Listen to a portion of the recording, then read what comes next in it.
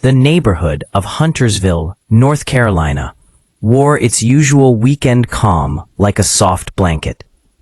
The sun leaned low, filling the cul-de-sac with warm gold, while the faint buzz of cicadas clung to the air. On any other Saturday, it was the kind of place where nothing remarkable happened.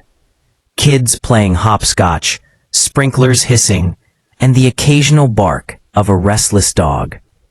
But this afternoon would become the talk of the entire block. 10-year-old Simone Aldridge pedaled her blue bike in slow circles near the small clubhouse that anchored the community. Her braids trailed behind her as she leaned into the handlebars, humming a tune she half remembered from a TV show. She wasn't breaking any rule, wasn't causing trouble. She was simply waiting for her friend, Mia, to come outside so they could ride together. For Simone, the moment was filled with the restless patience of childhood. Across the street, however, another set of eyes transformed her innocent loop into something else entirely. Janice Kettering, the self-proclaimed guardian of neighborhood standards, sat on her porch with a glass of iced tea sweating against her palm. Her lips tightened and her eyes narrowed with the same practiced suspicion she had used on countless neighbors before. Over the years, she had scolded families for trash bins left out too long, fined parents for chalk drawings on sidewalks, and left neatly typed notes about cars parked just an inch too close to curbs. People tolerated her sharp tongue because few wanted the hassle of challenging her. But today, Janice's gaze had fixed itself firmly on Simone. "She doesn't live on this side," Janice muttered, her voice low, almost rehearsed. "And she's been circling for far too long." To her, Simone wasn't a child waiting for a friend. She was a stranger, a possible trespasser, maybe even a threat. The leap from bicycle wheels to suspicion happened quickly in Janice's mind, and soon she was scrolling through her contacts until the familiar number appeared, the non-emergency police line. While Simone sat on her bike adjusting her shoelace, Janice's voice rang through dispatch. "There's a girl loitering around the clubhouse," she said with clipped precision. "I don't recognize her. She keeps circling. She's suspicious." The dispatcher asked for details. Janice leaned forward, her eyes sharpening. "She's about 10 or 11, black girl on a blue bike. Been here at least 15 minutes. Something isn't right." Simone, oblivious, tipped her water bottle back for a sip, the kind of innocent action that should have been invisible. She had no idea that her presence was being framed as a danger. Around her, life continued as normal. Neighbors unpacked groceries. A dog tugged at its leash, but whispers were already spreading. Curtains shifted, blinds tilted, and people began to peek out. Everyone knew Janice's posture, the way she sat up straighter, phone in hand, as if orchestrating a patrol. From a driveway 2 houses down, Mark and Elaine Porter exchanged looks. Elaine frowned. "Is she really calling about Simone?" Mark rubbed the back of his neck. "Looks like it. You know how Janice is. Rules are rules." "Rules?" Elaine hissed. "She's 10 years old, waiting for her friend. That's not loitering. That's childhood." The unease grew like ripples on water. Simone noticed it too. The way people were watching, the way silence clung too heavily. She clutched her backpack tighter and whispered, under her breath, "Why is everyone staring?" Janice, however, felt only satisfaction.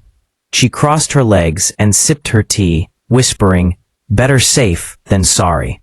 Minutes later, the faint hum of an approaching engine rolled down the street.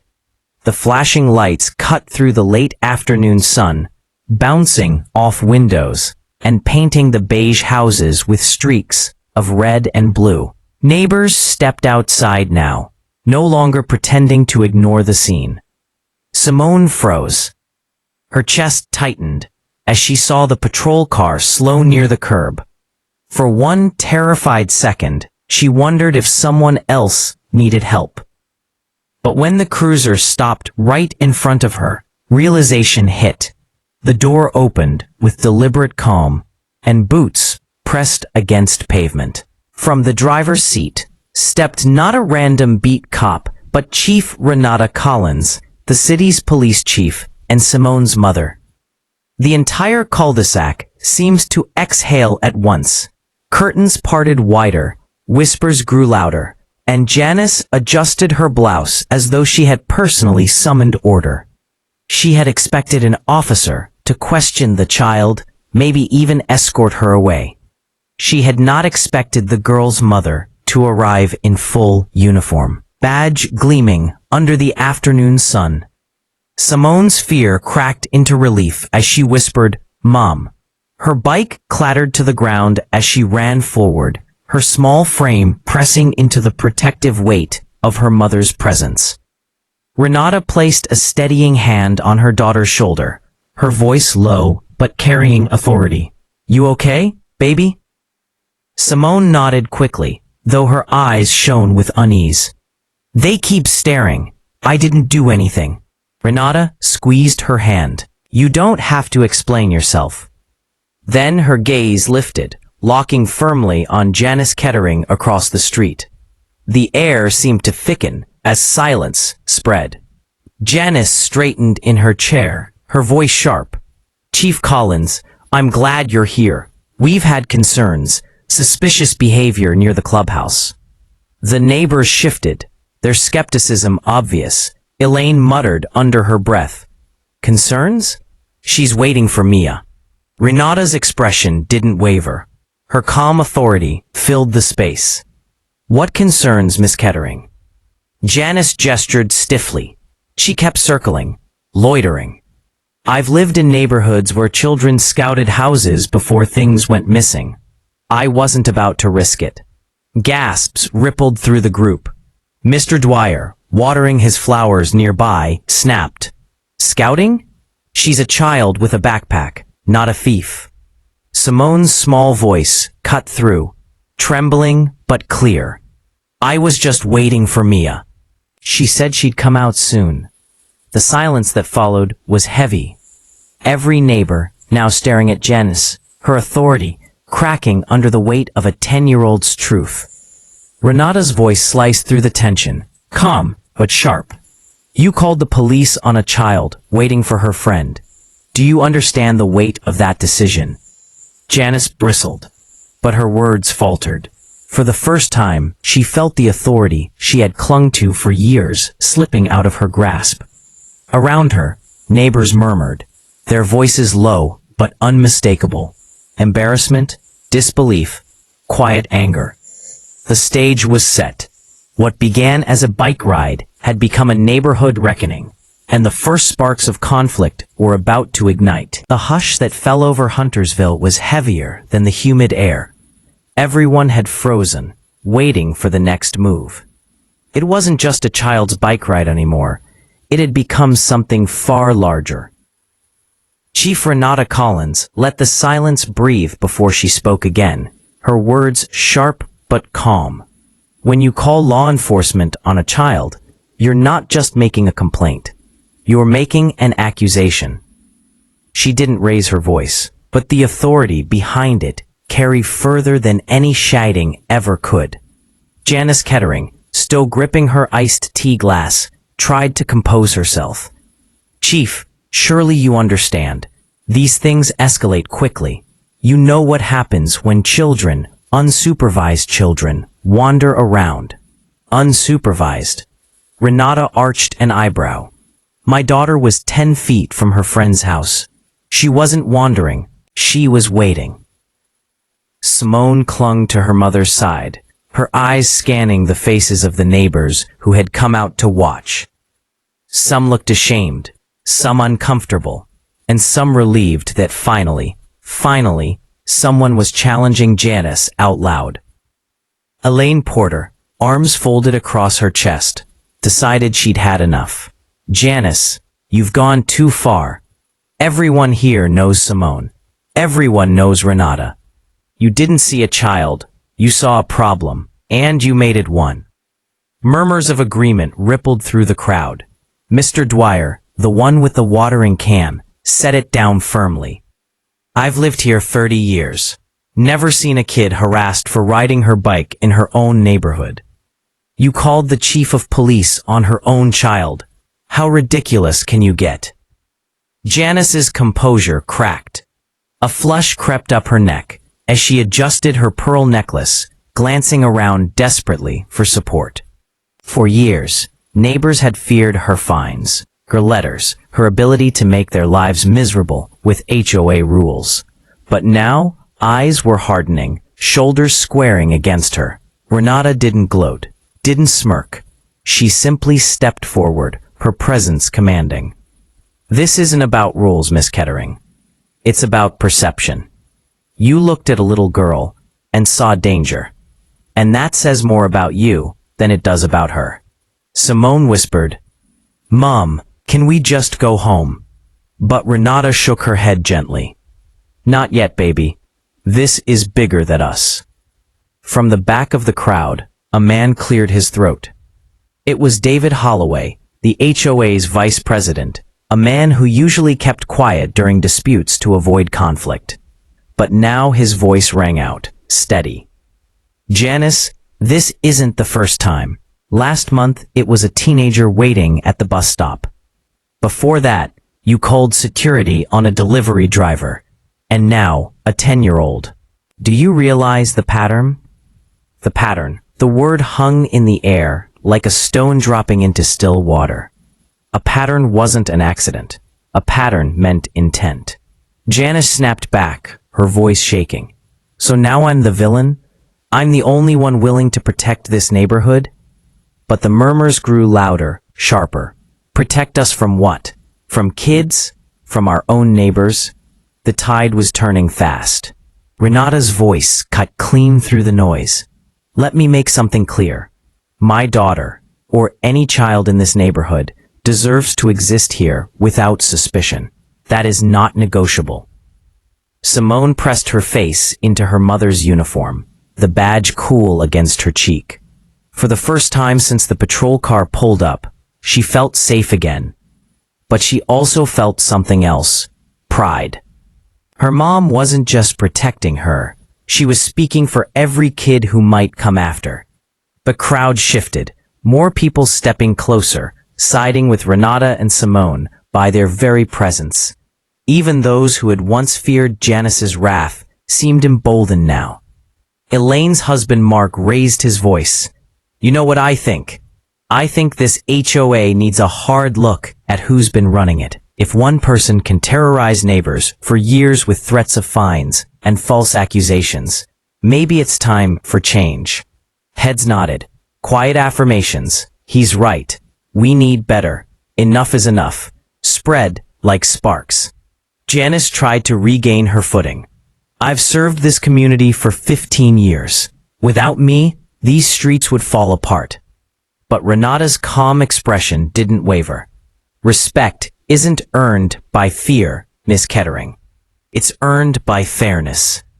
And today, you have shown exactly what kind of leadership you represent. And peace out. It was no longer just a confrontation. It was a reckoning. At that moment, Mia, the friend Simone had been waiting for, pushed open her front door, holding a basketball under one arm. She froze as she took in the scene. Flashing patrol lights, her best friend clinging to her mother. The entire neighborhood gathered in silence. What's going on? She asked timidly. Simone's voice trembled. They called the police on me.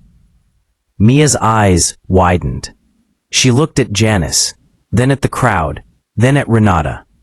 The injustice was so clear, even a child could see it. Renata bent down slightly, speaking loud enough for all to hear.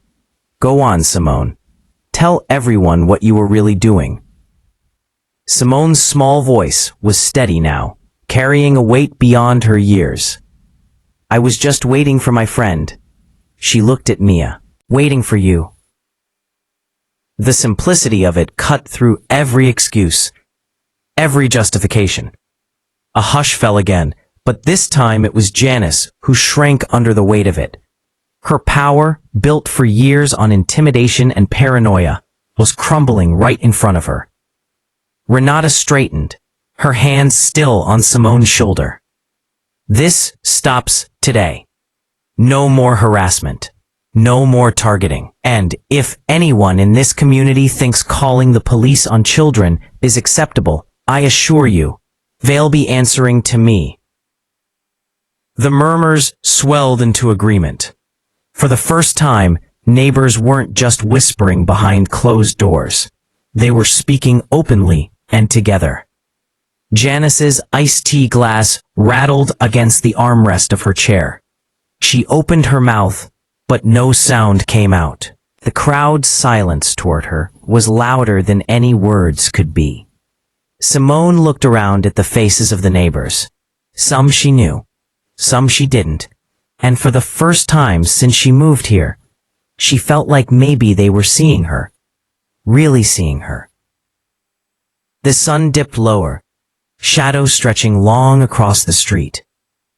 What started a suspicion had now turned into something larger. A challenge to power, to fear, to the rules that had kept everyone quiet. Huntersville was no longer just a quiet cul-de-sac.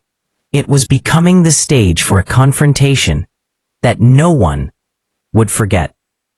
And deep down, everyone knew this was only the beginning. The tension of that evening lingered long after the patrol car drove away and the neighbors dispersed. Porch lights clicked on, one by one. But conversations inside homes carried the weight of what they'd all just witnessed.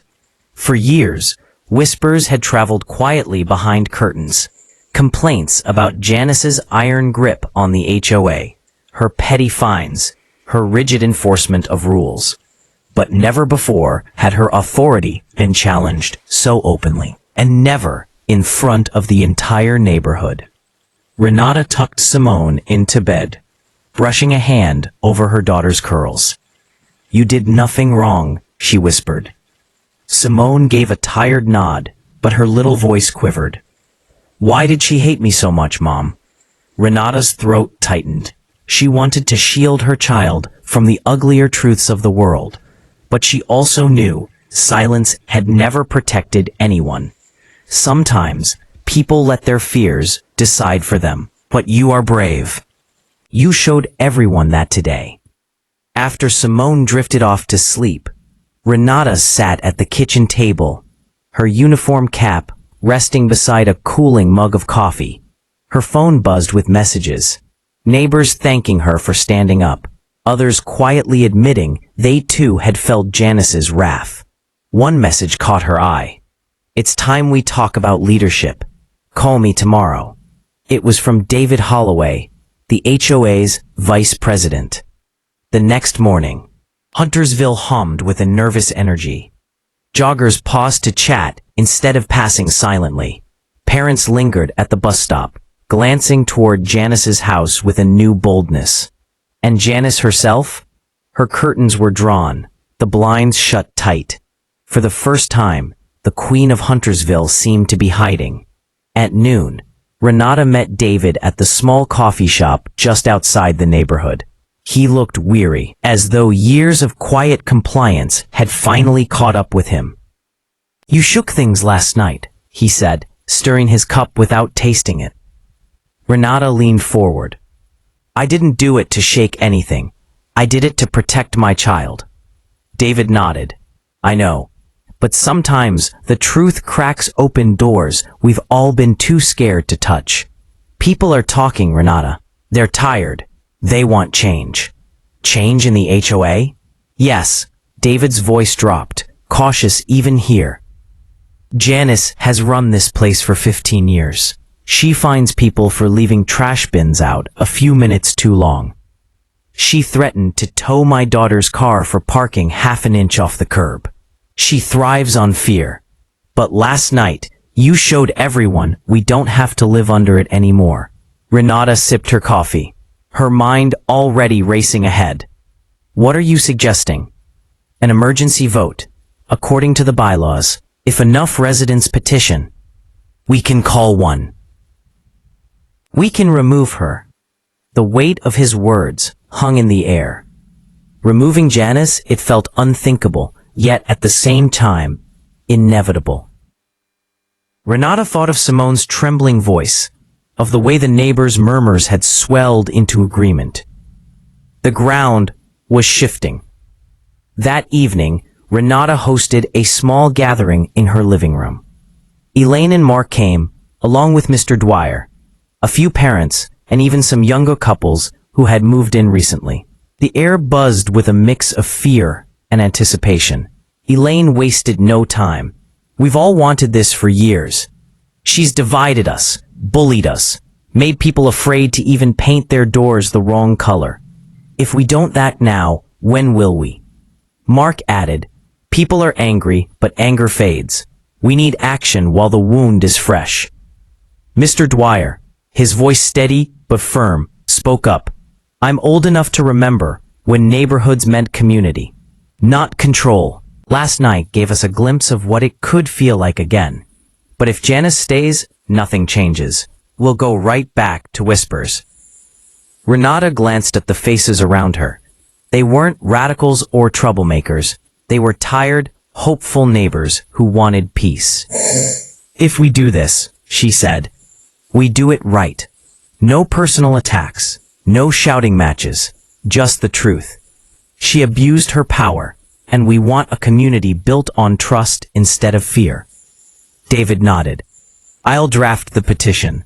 We'll need signatures, at least 2/3. If we get them, the bylaws force a vote. The plan was set in motion. Over the next week, Huntersville changed. Neighbors who once avoided eye contact now knocked on doors with clipboards. Whispers turned into conversations. One by one, signatures filled the pages. People recounted their own stories, fines for harmless decorations, threats for small mistakes, humiliation at meetings. Each story fueled the momentum. But Janice wasn't blind. Curtains twitched, cars slowed, and before long, she knew something was happening. On the 4th day, she made her move. Standing in her driveway with arms crossed, she addressed a group of neighbors. You're all being manipulated, she declared, her voice sharp as ever. Without me, this place falls apart. Do you want unkempt lawns, graffiti, strangers wandering the streets? But instead of nodding heads, she was met with silence. A few glanced away, uncomfortable. Others stood firm, clipboards pressed to their sides. Renata, passing by with Simone, stopped. She didn't raise her voice, but her presence shifted the air. Huntersville doesn't need fear to stay strong. It needs fairness. And fairness doesn't come from threats. The crowd's silence tilted. Shoulders straightened. One by one, neighbors drifted closer to Renata's side, leaving Janice standing alone in her driveway. By the end of the week, David tallied the numbers. They had the signatures. The emergency vote was set. The night before the meeting, Renata sat awake, staring at the petition lying on her dining table. She thought of Simone's question. Why did she hate me so much? Maybe it wasn't hate. It was control. And maybe tomorrow, that control would finally be broken. Across the cul-de-sac, Janice's lights burned late into the night. Papers shuffled. Voices rose and fell. She wasn't retreating quietly. Whatever happened at that meeting, it was going to shake Huntersville to its core. And as dawn crept over the neat lawns and trimmed hedges, the community braced itself for a confrontation that would decide its future. The morning of the emergency HOA meeting felt heavier than any storm cloud. Huntersville was unnervingly quiet, as though the entire neighborhood was holding its breath. The sidewalks that normally echoed with the chatter of children walking to school now seemed like empty corridors. Porch flags hung motionless, caught in the tension rather than the breeze. Renata stood in front of her bathroom mirror, adjusting the collar of her pressed uniform shirt even though she was off-duty. The fabric felt like armor, a reminder of the discipline she carried within her. Simone padded in, still in her pajamas, rubbing her eyes. "Mom," she whispered, "are you going to fight Mrs. Janice again today?" Renata crouched to eye level, brushing a curl from Simone's forehead. "I'm not fighting her, baby. I'm standing up for what's right. Sometimes standing tall is louder than shouting." Simone nodded, her little face serious, and hugged her tight. That embrace felt like fuel. By late afternoon, cars began trickling toward the community hall. It wasn't often filled to capacity, but tonight every chair was set out. Folding tables lined the back wall, papers stacked neatly, a microphone perched on the podium. The air smelled faintly of dust and wood polish, but it vibrated with unspoken anticipation. Neighbors filed in. Mr. Dwyer with his cane, Elaine with a thermos of coffee, Mark with his arms crossed and determined eyes. Even the younger couples, who usually avoided neighborhood drama, showed up, whispering nervously as they found seats. At exactly 6 o'clock, Janice entered. She didn't slip in quietly. She made an entrance. A tailored navy blazer, pearl earrings, clipboard clutched like a weapon. Her heels struck the floor with deliberate force as she strode to the front. She placed her papers down, lifted her chin, and scanned the crowd with a queen's disdain. "Thank you for attending," she began, her voice sharp and rehearsed. "This community thrives because of structure. Without rules, without order, we collapse into chaos. And make no mistake, chaos is what's knocking at our door." Murmurs rippled, some nodding instinctively, others folding their arms in defiance. Renata, sitting midway in the hall, felt every gaze shift subtly toward her. She didn't rise yet. She let Janice speak. "For years," Janice continued, "I have dedicated myself to protecting Huntersville's reputation. But now, individuals with no regard for our standards want to dismantle everything. They want weeds in the yards, clutter on porches, broken fences. They want anarchy." She slapped her clipboard for emphasis. David Holloway cleared his throat from the side of the room. "With respect, Janice, this isn't about weeds or clutter. This is about leadership. The bylaws allow for this vote, and the residents have spoken." Janice's eyes flashed. "Spoken? Manipulated, you mean, by a spectacle that was blown out of proportion." Her voice rose, slicing through the room. "One officer thinks she can rewrite our rules? Think again." That was Renata's cue. She stood, the scrape of her chair loud in the tense silence. She didn't need a microphone. Her voice carried. "No one is rewriting the rules," Renata said evenly. "We're reminding ourselves why we live here, to feel safe, to feel respected, to raise families without fear. Rules don't make a community strong, people do. And right now, people are tired of being afraid." The hall hushed. All eyes swung between the two women, the queen of control and the mother who had dared to defy her. Janice sneered. "You think kindness cuts it. You think letting people do whatever they want builds trust. It builds chaos." Renata took a step forward, her voice low but powerful. "Chaos isn't children laughing in their own yards. Chaos isn't flags on porches or a basketball in the driveway. Chaos is fear, and fear is what you've ruled with." The words hit the crowd like a spark to dry tinder. A wave of murmurs turned into open nods, then into applause. It wasn't deafening, but it was enough. Key S. Janice slammed her palm on the podium. "You're being fools. Without me, this place. Without you," Mr. Dwyer interrupted, rising shakily to his feet. "This place might finally breathe again." The applause grew louder, surer. Janice's face flushed crimson, but the tide had shifted beyond her control. David raised his hand. It's time. Ballots are ready. Each household gets one vote. Please, come forward.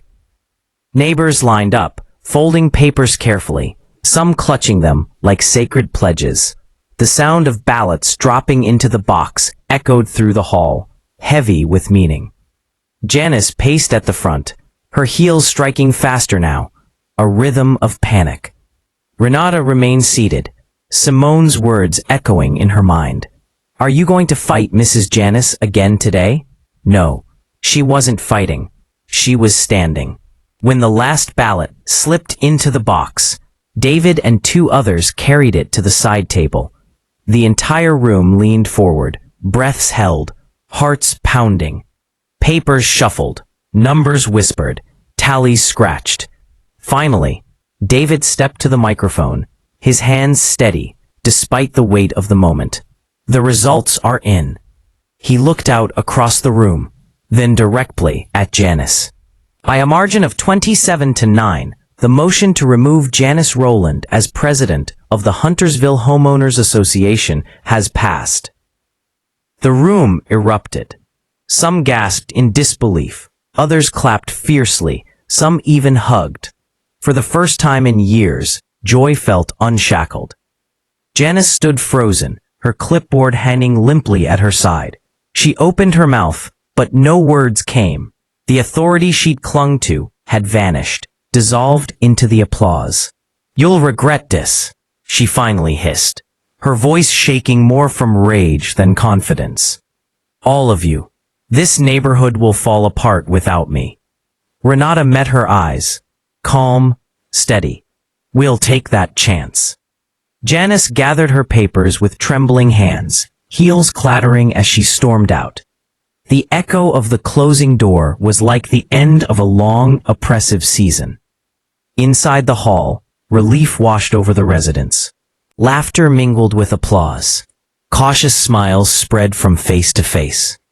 Children peeked in from the windows, sensing the change. Huntersville had chosen, not fear, but freedom. But Renata knew this wasn't the end. It was only the beginning. Janice had left, but her shadow lingered. People like her didn't surrender. They plotted. And somewhere out there, Janice was already planning her next move. For now, though, the hall vibrated with something new. Not whispers, not fear. Hope. The night after the vote, Huntersville slept like a town that had survived a storm. Windows glowed warmly. Porches were filled with quiet conversations, and for the first time in years, people didn't look over their shoulders before speaking their minds. But across the cul-de-sac, behind the tightly drawn curtains of her house, Janice Rowland sat alone at her desk, her wine glass untouched, her clipboard resting like a discarded sword. Her hands trembled, not from weakness, but from fury. 27-9, a landslide, a humiliation. She had been the pillar, the iron spine of Huntersville, and in one evening, they'd ripped the ground from under her. But Janice wasn't finished. She never was. She pulled open a drawer, flipping through years of old HOA files. Letters, fines, violation notices, photos of overgrown lawns and broken mailboxes, all carefully cataloged. Evidence of control. And now, all of it, useless. Or maybe not. She tapped a manicured finger against a stack labeled legal proceedings. If they thought she would fade quietly into retirement, they were mistaken. Meanwhile, at Renata's house, the mood was entirely different. Neighbors had gathered in her backyard, a spontaneous celebration that felt long overdue. Mark brought his famous chili, Elaine arrived with pies, and kids ran across the lawn with sparklers left over from the 4th of July. Renata stood on her porch with a paper plate in hand, watching the laughter unfold. For the first time, she felt like this neighborhood was truly hers. No side glances, no muttered warnings, no clipboard shadow lurking at every corner. You really did it, Elaine said, stepping beside her. Her voice was equal parts admiration and relief. I didn't think anyone could stand up to her. Renata shook her head. I didn't do it alone. Everyone was ready. They just needed someone to say, enough. Elaine's eyes softened. Maybe. But you were the spark, Renata. Don't forget that. While joy bubbled on one side of Huntersville, across the street, Janice was sketching her plans. She drafted complaint letters to county zoning offices, checked old bylaws for loopholes, and even dialed a lawyer she once used in a boundary dispute. When the voicemail beeped, her voice was cold and clear. This is Janice Rowland. I may require representation. We need to discuss illegal overreach by certain homeowners attempting to undermine established agreements. Call me back immediately. She hung up and stared at the phone. No answer yet, but she knew lawyers loved cases like this. Messy, public, and profitable. Her reflection in the dark window caught her eye. She barely recognized herself. No longer the polished leader in pearls, but a woman stripped raw, clawing to reclaim power. She whispered to the reflection, "This isn't over, not by a long shot."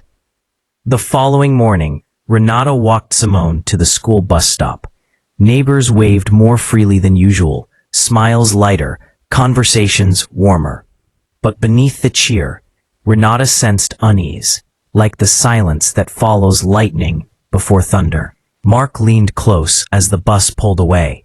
She won't take this lying down. You know that, right? Renata nodded grimly. I know. I just don't know how far she'll go. Later that day, she found out. A letter arrived in her mailbox, stamped urgent. Inside, typed in Janice's neat style, it read, "To all residents, the so-called vote was invalid and non-binding. Huntersville's bylaws require a 2/3 quorum, not a simple majority. Until this is resolved in court, I remain the rightful president of the HOA. Any actions taken without my authorization are illegitimate and will result in legal consequences." Renata read it twice, her stomach tightening. At the bottom was Janice's bold signature, underlined with authority that no longer existed but still carried menace. She walked to Elaine's house, letter in hand. Elaine frowned as she read. She's bluffing. The quorum rule she's quoting was replaced years ago. She knows it. But will the others know that? Renata asked. And that was the danger. Janice didn't need truth. She needed doubt. By evening, whispers returned. Neighbors stopped in mid-conversation when Renata passed. Some clutched the letter like it was a shield. Others like it was a curse. The fragile unity they'd built was already cracking. Renata called David Holloway, the interim chair. We need to address this fast, she said. He sighed. I know. I've had calls all day. Some folks are scared. They don't want lawsuits. Then we show them facts, Renata insisted. We can't let her spin lies into power again. Janice, however, wasn't relying on lies alone. She had allies, quiet ones who feared losing their privileges. A few board members who had enjoyed the perks of her control. That evening, they met in her living room, curtains drawn, papers spread across the coffee table. She can't do this, muttered Charles, her longtime supporter. She humiliated you in front of everyone. She didn't humiliate me, Janice snapped. She humiliated all of us, the people who care about order. Huntersville without rules will crumble. We'll make sure of it. Another board member hesitated. But the vote? Janice leaned forward, her eyes like steel. The vote means nothing if we prove it invalid. And as that fails, we bring pressure. Financial pressure. Fines, liens. They'll beg for me back. The room fell silent. Her words heavy. Janice's smile returned. Thin, sharp, dangerous. That night, Renata sat on her porch, watching the moonlight reflect on the quiet street. The celebration had faded. replaced once more by tension. She thought of Simone, asleep inside, safe for now, and clenched her fists. This wasn't over. It never would be. Not until Janice was gone for good. Or until the neighborhood stood so firmly together that even Janice's schemes couldn't break them. Renata whispered into the still air, "If it's a fight she wants, it's a fight she'll get. But this time, she's not fighting just me. She's fighting all of us."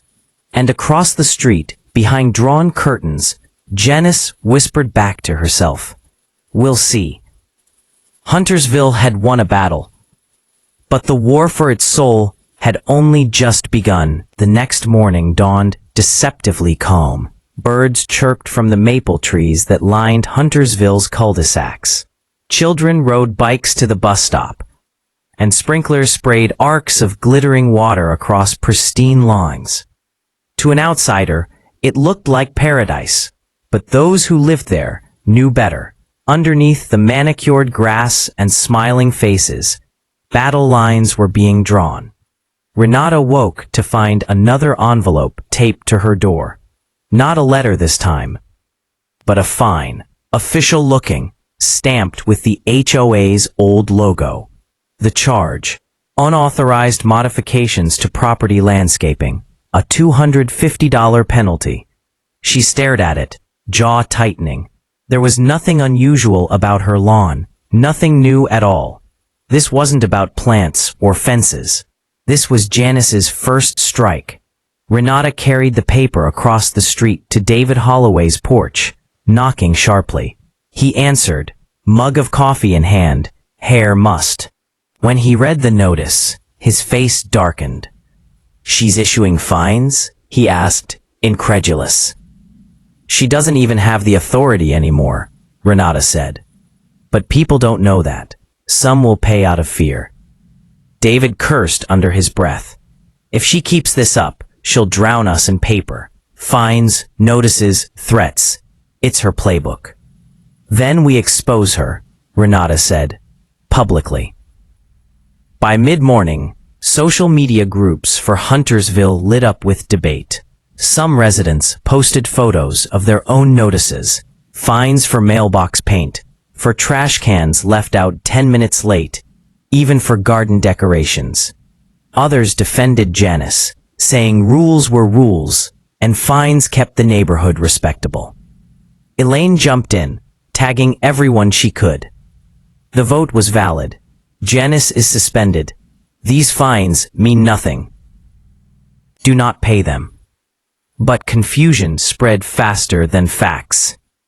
People wanted peace, not conflict, and Janice was weaponizing that fear. At noon, Renata marched to the community hall.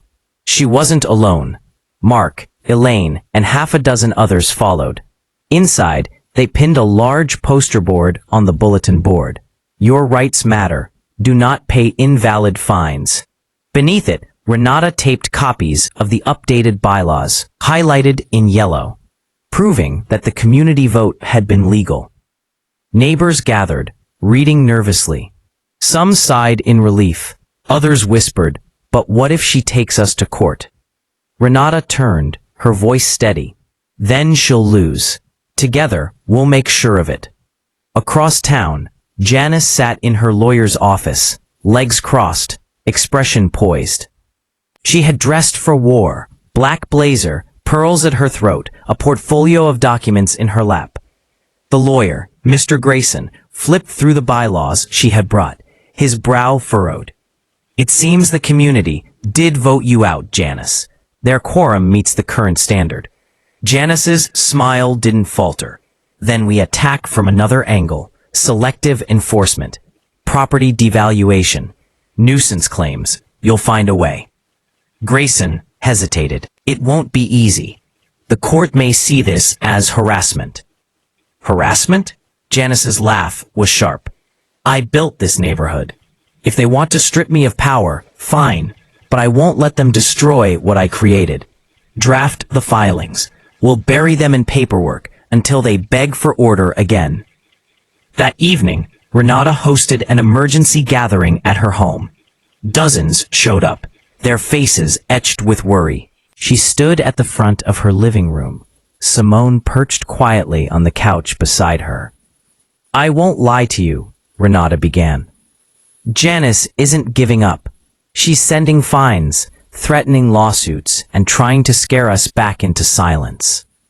But we cannot let her win through intimidation.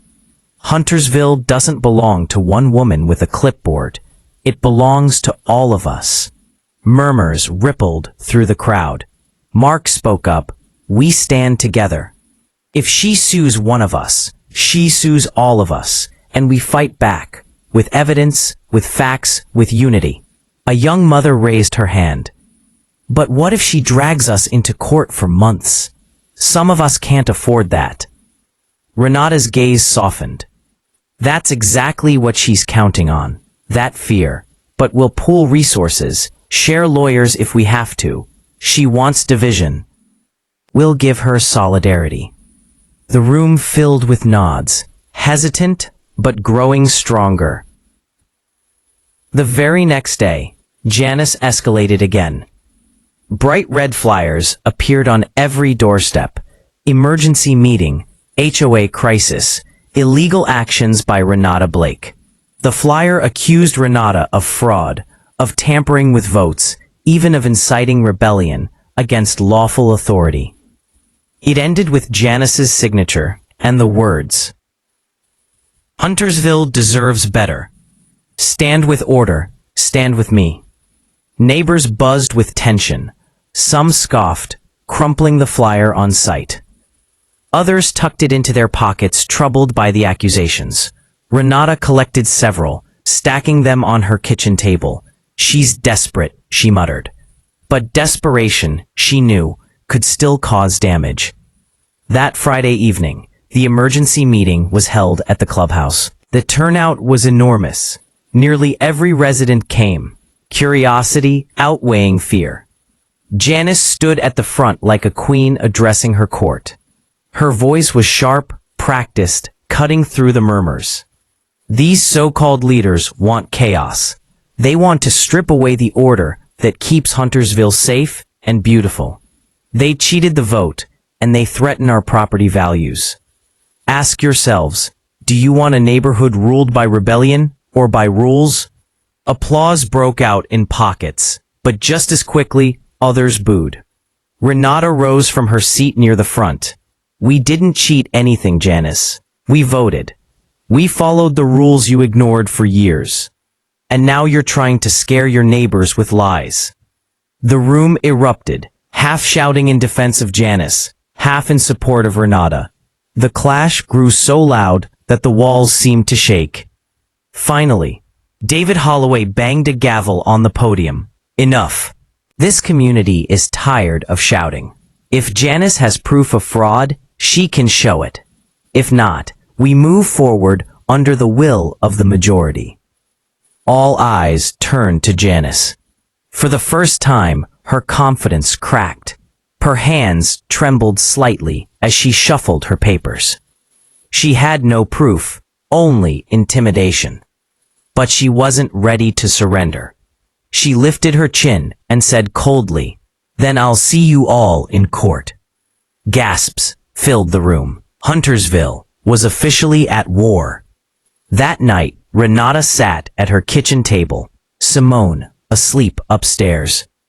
Elaine and Mark sat with her, the weight of the meeting heavy in their silence. "She won't stop," Elaine whispered. "No," Renata said firmly, "she won't. But neither will we." And for the first time since moving into Huntersville, Renata realized this wasn't just about fighting Janice.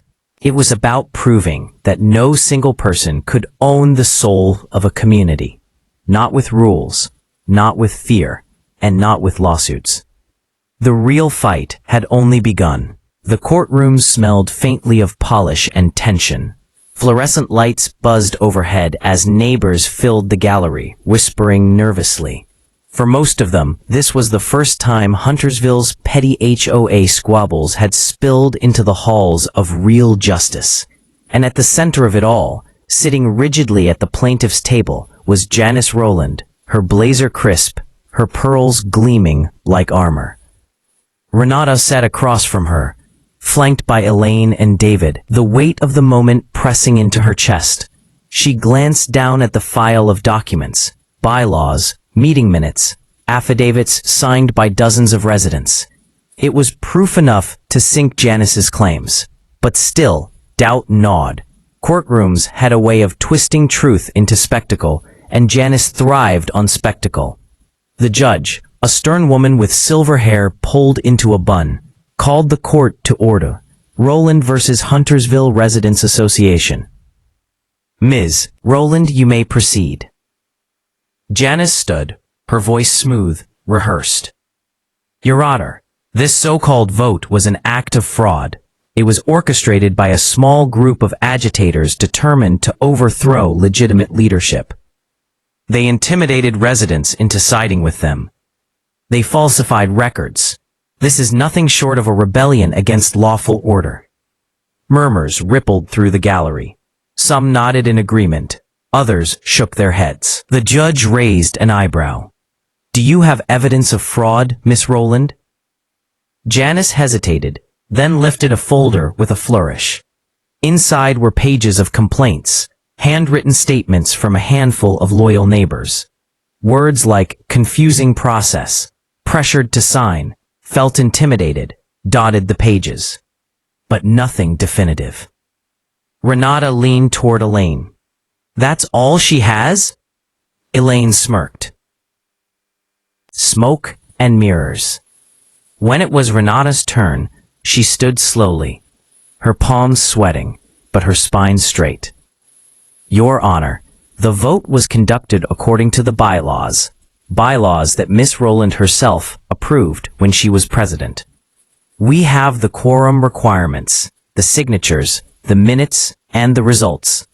We also have 27 sworn affidavits from residents confirming they voted freely, without intimidation. If Miss Rowland feels differently, it is because she did not like the outcome. She handed the judge a thick binder, each page tabbed and highlighted.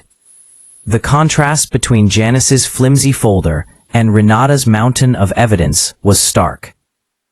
The judge flipped through, nodding. This appears thorough. Janice's lips tightened. Unquote. The hearing stretched into hours. Lawyers sparred over technicalities, notice procedures, quorum counts, the definition of community standards. At one point, Janice accused Renata of whipping neighbors into a frenzy, to which the gallery erupted in laughter, quickly silenced by the judge's gavel. By the end, it was clear which way the wind was blowing. The judge leaned forward, her tone final. Miss Rowland, leadership in a community is not ownership. The vote stands. This case is dismissed. Gasps filled the courtroom. Elaine squeezed Renata's hand. David let out a long breath he hadn't realized he'd been holding. But Janice didn't flinch. Her jaw clenched. Her eyes locked on Renata with a fury that chilled the room. She had lost the battle, but everyone could see it. She wasn't finished with the war. Back in Huntersville, news of the court decision spread like wildfire. For a moment, celebration bloomed. Neighbors dropped by Renata's house with baked goods, handshakes, and quiet words of thanks. Children chalked messages on the sidewalks. Hope wins, and no more fear. Yet beneath the joy, unease lingered, because Janice wasn't gone. And everyone knew it.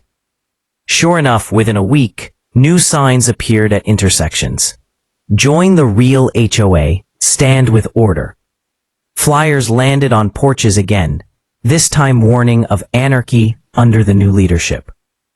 She's building a shadow HOA, David muttered, reading one aloud. Elaine snorted. More like a cult. But Renata didn't laugh.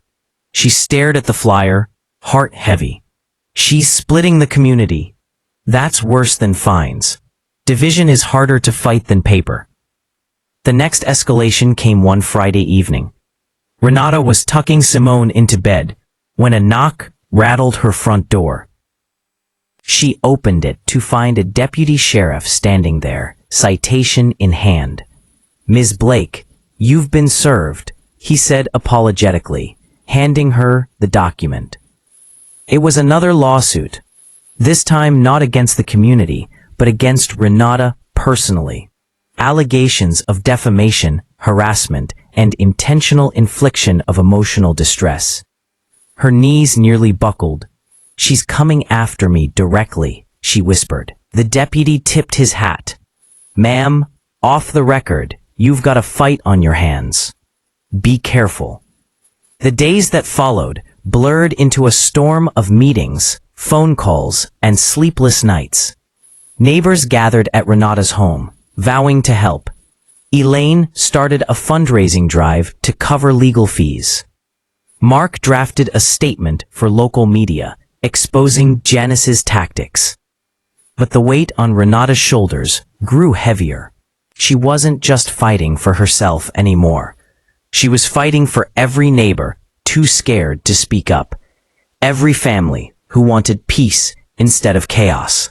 Simone noticed. "Mom," she asked one night, voice small, "are we going to lose our home?" Renata hugged her tightly, blinking back tears. "Never. This is our home, and no one, no matter how loud, can take it from us." Meanwhile, Janice doubled down. She held gatherings in her backyard, her loyalists seated in neat rows as she delivered fiery speeches. She painted herself as a victim, a protector, a martyr. "They want to silence me," she declared, her voice carrying across the cul-de-sac. "But I will not be silenced. This neighborhood needs discipline. It needs order. Without it, we fall into chaos. Are you with me?" Renata stood to give updates on repairs and budgets, but before she could finish, Janice stormed in with a cluster of loyalists. "You don't speak for Huntersville," Janice shouted. "I do." The room exploded, neighbors shouting, chairs scraping, accusations flying. Renata tried to call for calm, but the words drowned in chaos.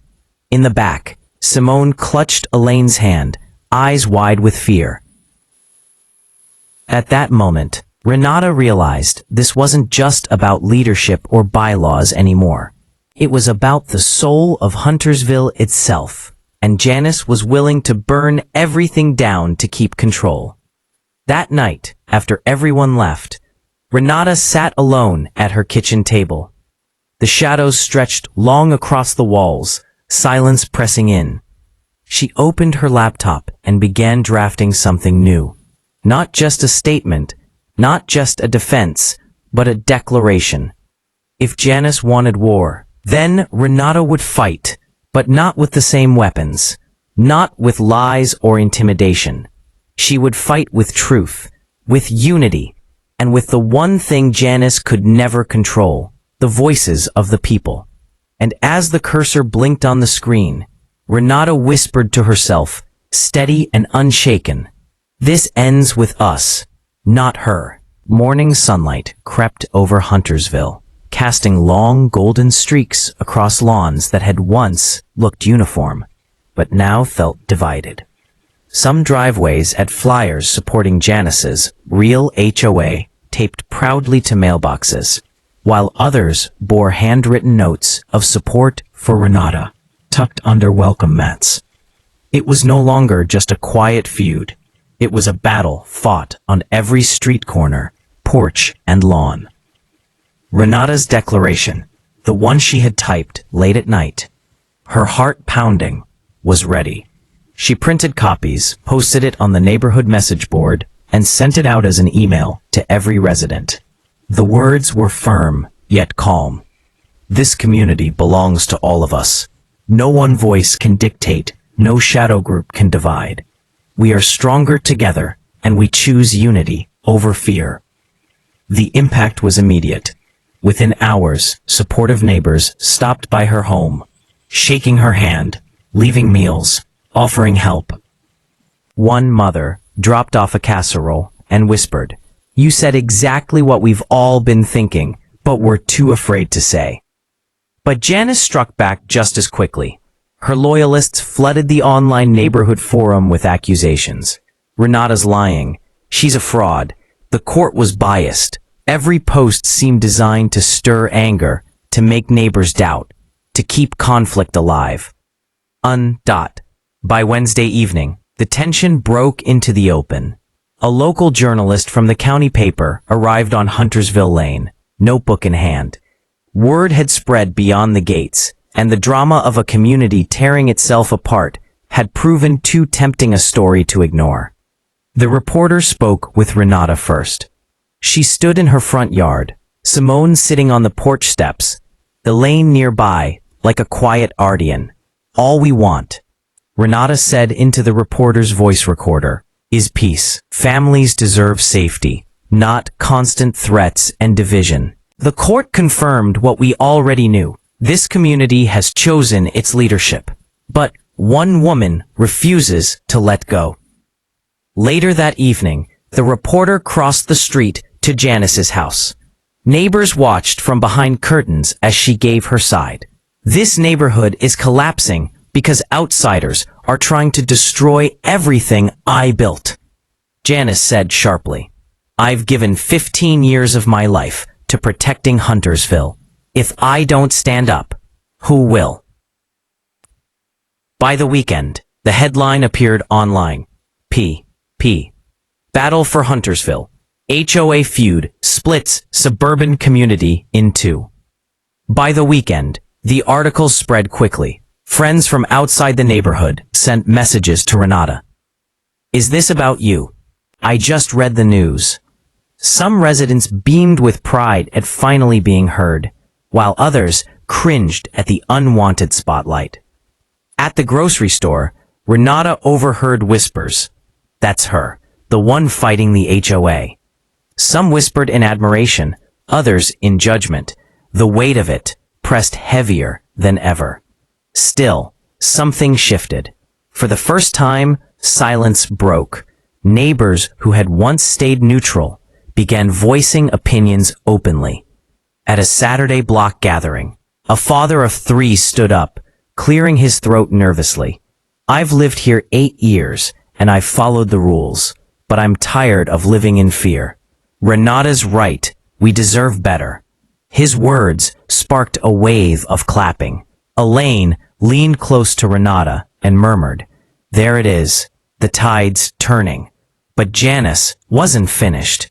She called her loyalists into her living room, curtains drawn tight. Around her sat 10, maybe 12 neighbors, their faces tense with devotion. Janice paced the floor, her clipboard in hand like a sword. They've stolen what's ours, she hissed. But we're not done. They think one vote ends it? No, we'll make their lives miserable. Every violation, every loose trash bin, every broken light bulb, we report it. We bury them in complaints until they drown. The group nodded, murmuring agreement. From that night forward, a barrage of petty violations slammed into Renata's mailbox. A citation for grass 1 inch too high. A warning about Simone's chalk drawings on the driveway. A notice about Elaine parking 2 inches too close to the curb. Each was stamped with the seal of the real HOA. A seal Janice had designed herself, bold and official looking, though it carried no legal weight. Renata stacked them on her dining table, the pile growing taller by the day. She's trying to wear us down, she said bitterly. David picked up one of the notices, shaking his head. These aren't worth the paper they're printed on. But she's betting you'll get tired, that people will cave just to shut her up. Renata clenched her fists. Then she's wrong, because I'm not going anywhere. One afternoon, Simone came running in from the yard, tears streaking her face. Mom, they yelled at me. Renata dropped what she was doing and rushed outside. Across the street, 2 of Janice's loyalists stood smirking, arms crossed. One called out, Sidewalk chalk isn't allowed under HOA rules. Guess the apple doesn't fall far from the tree. Something in Renata snapped. She stormed across the street, her voice steady but razor sharp. My daughter is off limits. You come after me all you want, but you leave her out of this.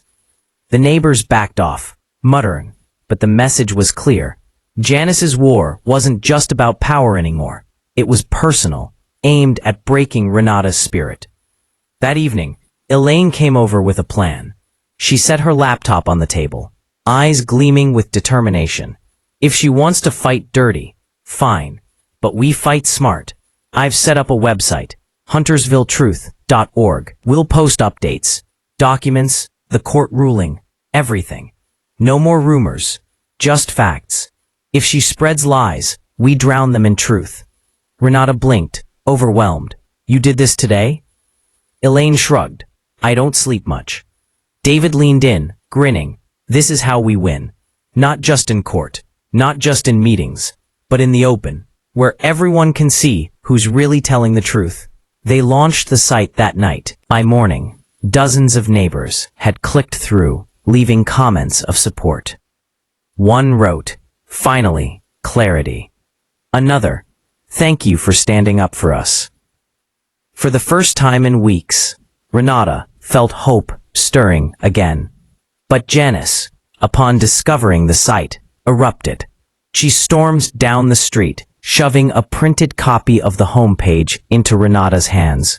This is defamation, she screeched. Take it down, or I'll sue you again. Renata held her gaze, unflinching. Go ahead. We're not hiding anymore. The standoff drew a small crowd. Neighbors paused mid-lawn mowing. Children peeked from porches. And as Janice ranted, her voice shrill and cracking, people exchanged knowing looks.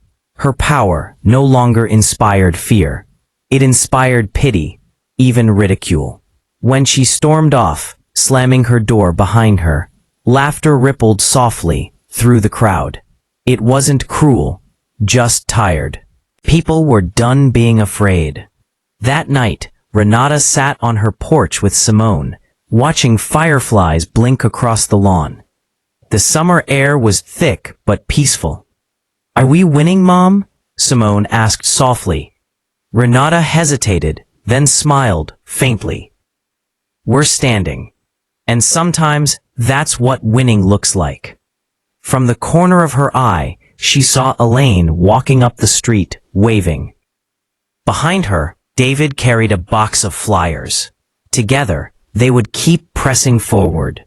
Because the fight wasn't over, not yet, but the balance had shifted.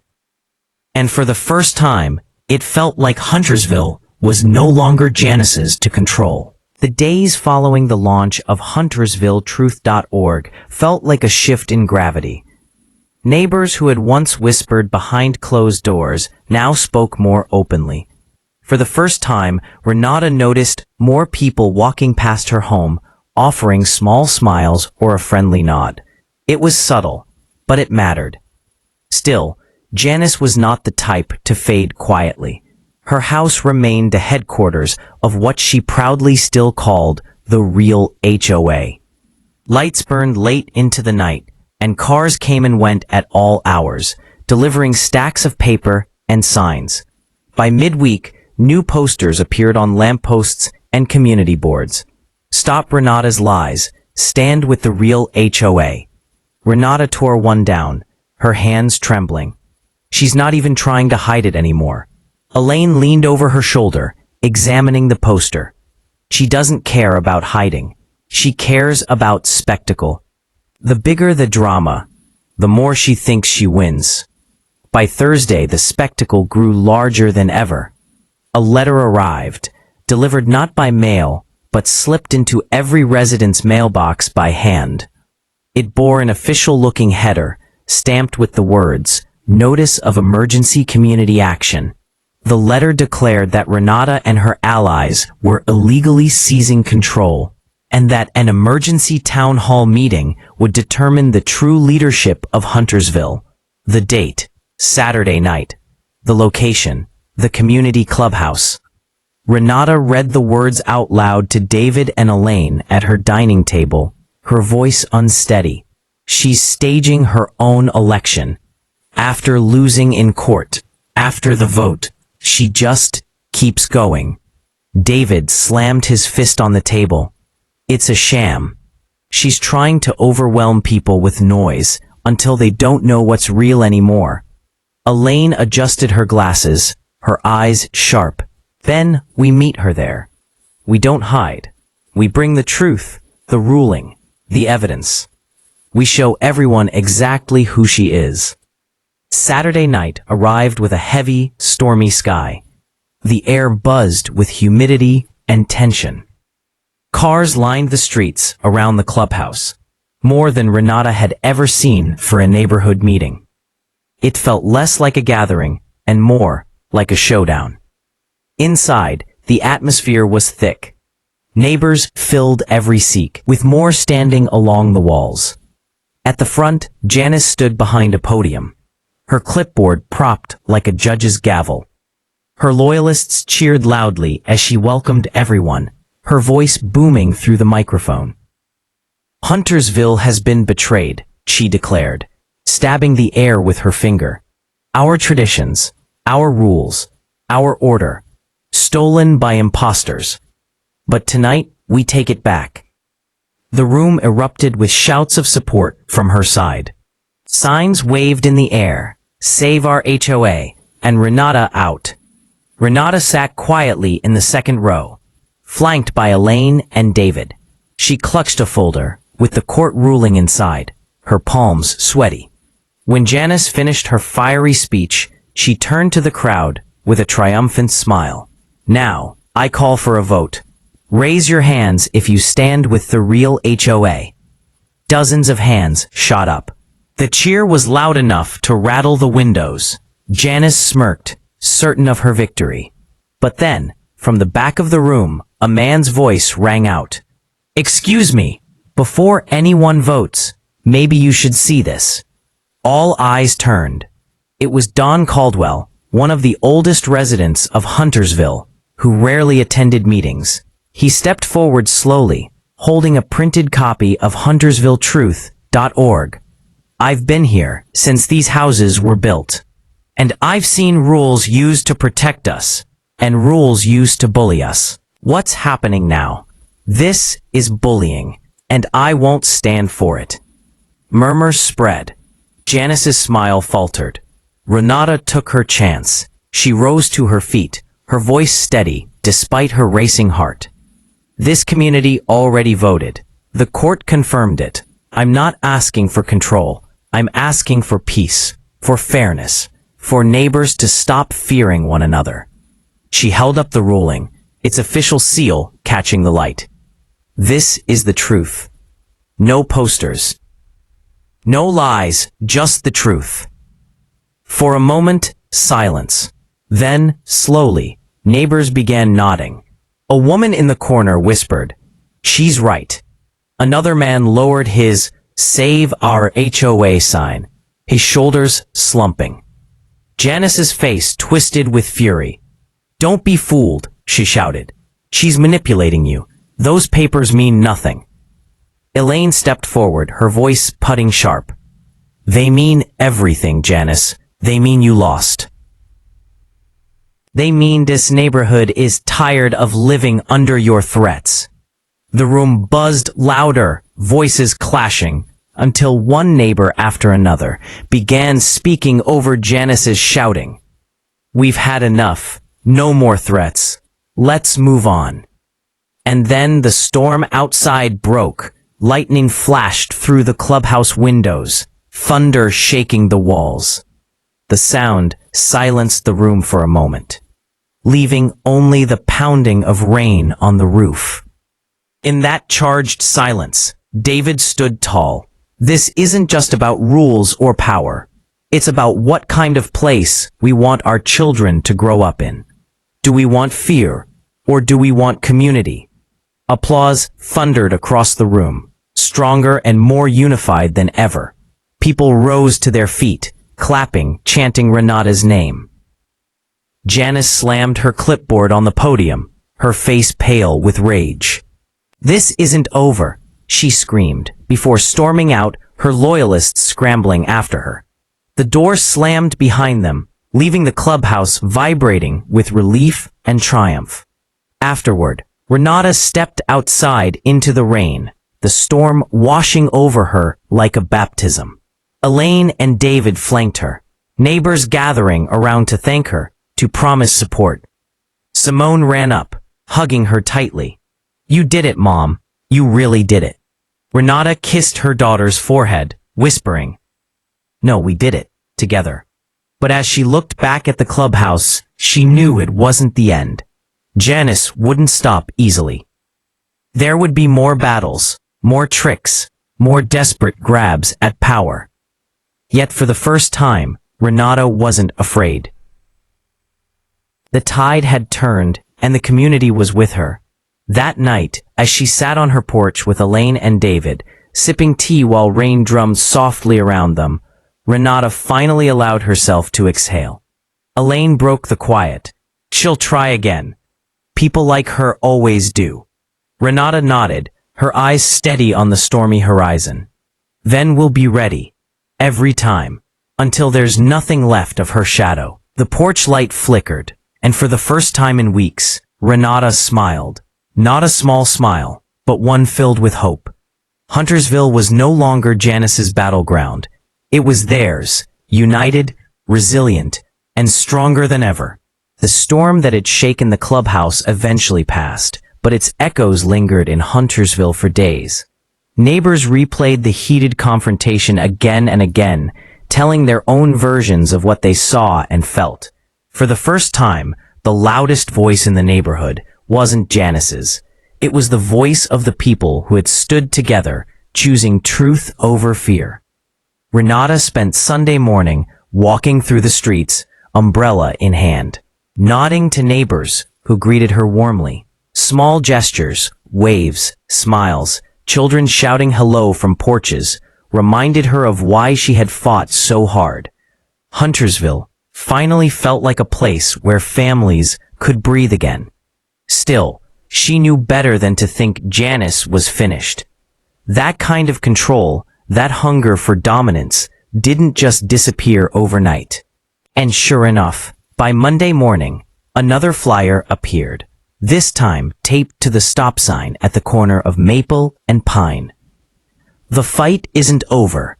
Beware the traitors among us." Renata pulled it down quietly, folded it, and slid it into her bag. She didn't need to rip it angrily or shout about it anymore. The words felt hollow now, desperate echoes from someone who had already lost her grip. The next week brought something new, healing. Elaine organized a neighborhood potluck, inviting families who hadn't spoken to each other in months to come share food and laughter on the community green. Tables overflowed with casseroles, barbecue ribs, fresh salads, and homemade pies. Children ran freely, their laughter ringing across the grass. Renata stood with David, watching Simone play soccer with a group of kids, her ponytail bouncing as she sprinted across the field. "This," Renata whispered, "is what it should have always been." Space pause. David nodded, his voice steady. "You brought it back. You reminded them it was possible." Space pause. Renata shook her head softly. "We brought it back. I couldn't have done it without you, without Elaine, without everyone who chose to stop being afraid." Space pause. Elaine approached, balancing a plate stacked with cookies. "And don't forget the cookies. No revolution is complete without them." Space pause. Space pause. They laughed, and for the first time in months, the sound wasn't strained. It was free, genuine. Space pause. But not everyone at the potluck was at ease. At the far edge of the green, a small group of Janice's loyalists huddled together, whispering, their eyes darting toward Renata. Their presence was a reminder the conflict wasn't fully over. Space pause. Renata met their gaze, then turned back to the laughter and music around her. She understood now. Power like Janice's thrived on attention, on fear. Deny it, and it began to wither. 2 weeks later, Huntersville's official newsletter arrived. For the first time, Renata's name was listed as the chairperson of the HOA, with David as treasurer and Elaine as secretary. The newsletter outlined new rules, fair rules that balanced order with compassion. No more arbitrary fines, no more secret hearings, no more weaponized regulations. The headline read, "A New Chapter for Huntersville." Renata held the newsletter close, tears stinging her eyes. She had dreamed of this moment, not for the title, but for the peace it symbolized. Simone peeked over her shoulder. "Does this mean it's really over, Mom?" Renata kissed her daughter's cheek. "It means we've started something better, and that's stronger than anything she can take from us." The last time Renata saw Janice was on a gray morning at the edge of the neighborhood. Janice was loading boxes into her car, her face drawn and pale. For once there were no signs, no shouting, no loyalists, just silence. Their eyes met across the street. Renata didn't gloat, didn't smile, didn't wave. She simply nodded. A quiet acknowledgement that the battle was done. Janice turned away, climbed into her car, and drove off without a word. The sound of the engine faded, leaving only the rustle of trees and the chirping of birds. Huntersville was free. That evening, Renata, David, and Elaine sat on the porch again. The sun dipped low, painting the sky in streaks of orange and purple. The neighborhood was quiet, but not the fearful quiet of before. This was peace. Elaine sipped her tea. "So what now? What's next for Huntersville?" Renata smiled softly. "Now, we live. We grow gardens. We celebrate birthdays. We borrow sugar from each other. We remember what community is supposed to be." David leaned back in his chair, his voice calm, "And we stay ready, just in case anyone tries to drag us back into the shadows." Renata nodded. "Exactly. But for now, let's enjoy the light." And so, Huntersville finally reclaimed its soul. What was once a neighborhood ruled by fear and manipulation became a community defined by unity, courage, and resilience. Renata's fight wasn't about titles or power. It was about giving people back their voices, their dignity, and their freedom. And in the end, the neighborhood stood stronger than ever, not because of one person, but because they chose to stand together. Thank you for watching this story. If you enjoyed it, don't forget to like, share, and subscribe for more dramatic neighborhood tales just like this. And tell us in the comments, if you were in Renata's shoes, would you have had the courage to fight back?